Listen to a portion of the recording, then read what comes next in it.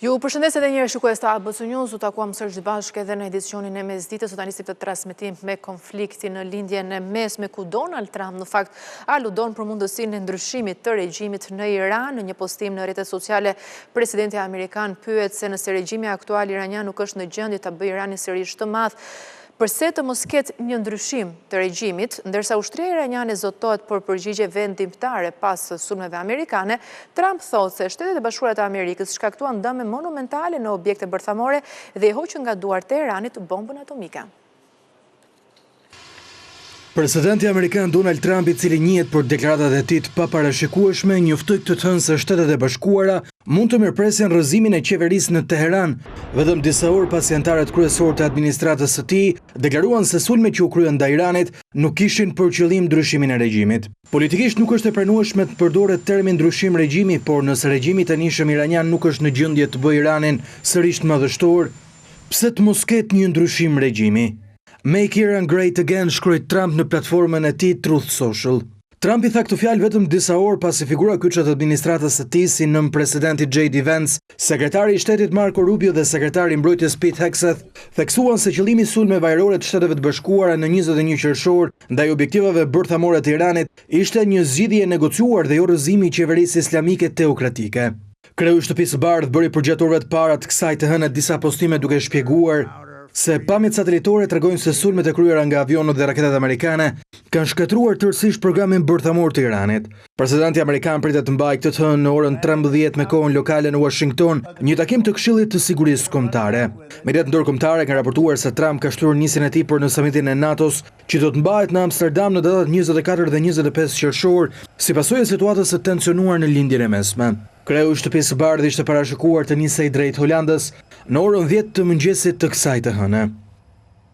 Shqipëria përkrah bombardimin amerikan mbi objektet bërthamore të Iranit. Kryeministri Edi Rama ka reaguar për herë të parë për konfliktin pas sulmit të Shteteve të Bashkuara mbi Iran. Në një postim në X, kreu i qeverisë thotë se Shqipëria mbështet përpjekjet e presidentit Trump për të parandaluar që regjimi teokratik në Teheran të pajiset me armë bërthamore. Për herë të parë, kryeministri Edi Rama ka reaguar pasi Shtetet e Bashkuara të Amerikës bombarduan 3 baza bërthamore të Iranit. Kreu i qeverisë rikonfirmon qëndrimin kryepresidentit Donald Trump në përpjekjet që Teherani të mos zotrojë armë bërthamore. Si një shtet që ka dalë nga errësira e një regjimi teokratik brutal dhe një antar krenar i botës së lirë dhe si një partner strategjik i Shteteve të Bashkuara të Amerikës, Shqipëria shpreh mbështetjen e saj të palëkundur për përpjekjet e presidentit Trump në ndalimin e regjimit teokratik në Teheran që të zotërojë armë bërthamore. Sipas kryeministrit Rama, regjimi iranian ka bërë thirrje për shkatrimin e vendeve perëndimore.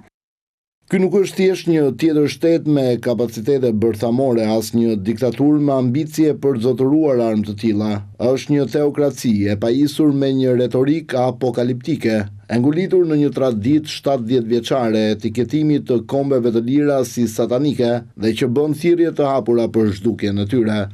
Edhe më herët Shqipëria ka bërë thirrje për vetëpërmbajtje dhe zgjidhje të qëndrueshme mes Tel Avivit dhe Teheranit.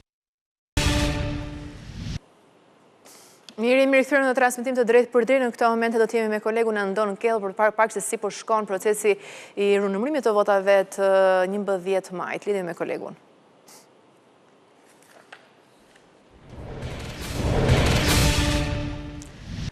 Andon, të përshëndes, sa vota janë rinumëruar deri në këtë moment? Po, tashmi janë 468 qendra votimi të rinumëruara për qarkun e Tiranës, pra pak më shumë se 33% e totalit, përkthyer ndryshe në mbi 186.000 vota të rinumëruara, nga të cilat 119 nuk janë gjetur në kutitë e votimit, për shkak se janë shënuar gabim nga komisionerët në numërimin fillestar gjatë mbushjes së proces verbaleve, pra i kemi të bëjmë me shifra minimale, megjithatë kemi një rritje të votave të pavlefshme, janë rreth mbi 380 vota të pavlefshme më shumë dhe një rënje të votave të vlefshme, 500 vota të vlefshme më pak se sa numërimin fillestar. Megjithatë, subjekti kryesor që po humbet më shumë vota mbetet Partia Demokratike, 224 vota po i hiqen me këtë rinumërim, ndjekur nga Partia Socialiste me 198 vota, Partia Mundësia u mbet vetëm 8 vota, pra në garën për mandatin e 14,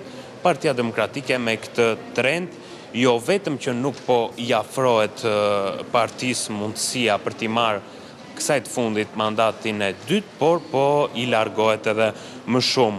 Nga ana tjetër, gara më interesante për kandidatët po bëhet në listën e Partisë Socialiste. Tashmë, Blerina Gjulameti ka shkurtuar diferencat me kolegen e saj Olta Xhaçka në vetëm 96 vota. 39 vota ka humbur Olta Xhaçka gjatë rinumërimit deri më tani, 5 i ka fituar Blerina Gjulameti dhe diferenca tashmë shkurtuar nga 140 vota në favor të Olta Xhaçkis, mbetet 96 vota në favor të Olta Xhaçkis për mandatin e 18 që i përket një gruaje në Tiranë nga Partia Socialiste.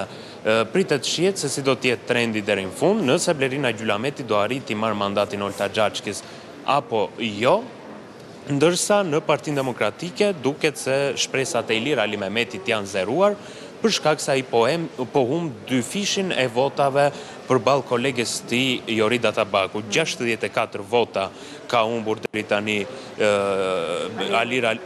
Ilir Ali Mehmeti, ndërsa Jorida ka humbur vetëm 31 vota. Megjithatë janë edhe shumë qendra votimi për tu hapur.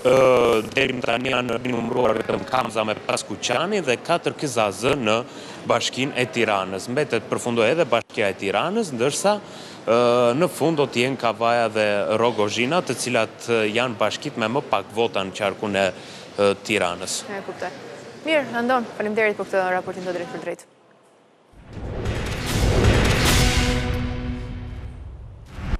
Ndalemi tek një lajm i fundit që ka ndodhur vetëm pak çaste më parë në qytetin e Vlorës, në zonën e Skelës.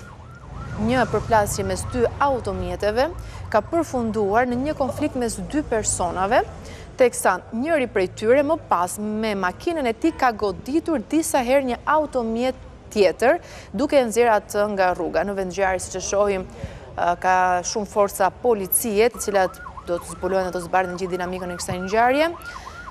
Ndërkohë që shoqëruar drejtuesi i automjetit Benz që ka goditur mjetin tjetër, fatmirësisht drejtuesi i mjetit që është goditur ka mundur të dalë në kohë nga automjeti i tij duke mos pësuar dëmtime. Nga ngjarjet të dy automjetet kanë pësuar dëme të shumta materiale, janë këto pamje që janë marrë në momentin e ngjarjes. Do të zbuloj policia në fakt se cila ka qenë arsyeja që pas përplasjes së automjeteve më pas ka agravuar edhe në këtë konflikt, duke bërë edhe më të rëndë këtë situatë.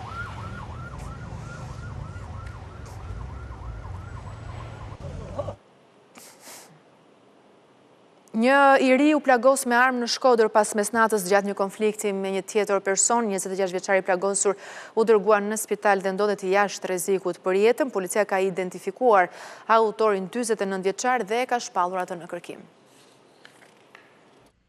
Një i ri u plagos me armë zjarri pas një konflikti me një person tjetër. Ngjarja ndodhi pak pas mesnate në lagjen Perlat Rexhepi në Shkodër. Policia dyshon se autori i plagosjes së 23 vjeçarit Jozef Çekaj është 49 vjeçari Pavlin Fusha, të cilin thotë se e ka shpallur në kërkim. I riu ka marrë një plumb në shpatull. Ai ndodhet jashtë rrezikut për jetën dhe po mbahet në mbikëqyrjen e mjekëve në spital. Konflikti që çoi në plagosjen e tij sipas policisë ka ndodhur për motive të dobta.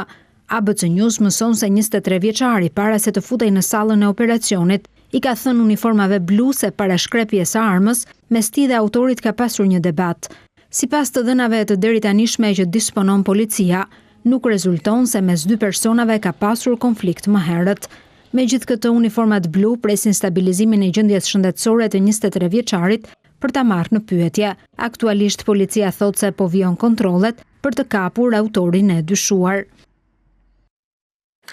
Për të shuar flakët që përfshin kodrat e fshatit Pilur në Imar, mesdhen e së dielës ka nisur ndërhyrja nga ajri, ndërkohë nga toka në ndihmë të zjarfikësve të Imarës, Vlorës dhe Sarandës kanë shkuar edhe forcat e ushtrisë. Ata po tentojnë lokalizimin e flakëve, të cilat era i drejton në kodrat e Qeparoj dhe Porto Palermos. Operacioni ka rinisur mëngjesin e sotëm pas ndërprerjes në mesnatë për shkak të errësirës. Autoritetet dyshojnë për zjarrvënie të qëllimshme për hapje të kullotave të reja. Megjithatë, deri tani nuk ka autor të identifikuar, ndërkohë sipërfaqe me kullota dhe bimësi janë ndjekur.